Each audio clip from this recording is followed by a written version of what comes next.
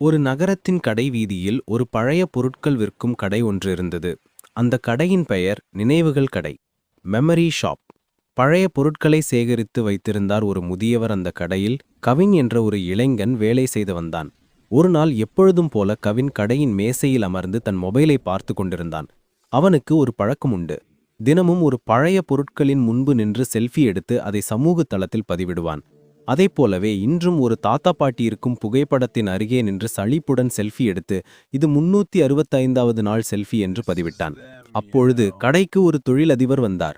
அவர் எல்லா புகைப்படங்களையும் பார்த்துவிட்டு, இந்த புகைப்படம் ஏதோ ஒன்றை சொல்ல வருகிறது, இதில் ஏதோ ரகசியம் இருக்கிறது என்று சொன்னார்.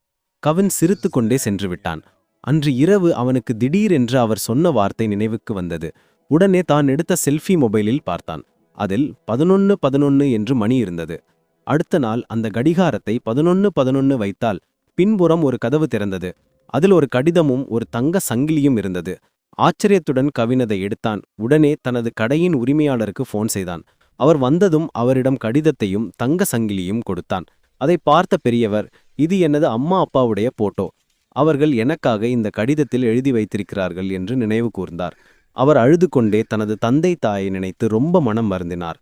இந்த சூழ்நிலையில் இந்த தங்க சங்கிலி எனக்கு மிகவும் உபயோகமாக இருக்கும் என்று கவினை அன்புடன் தழுவிக்கொண்டார்.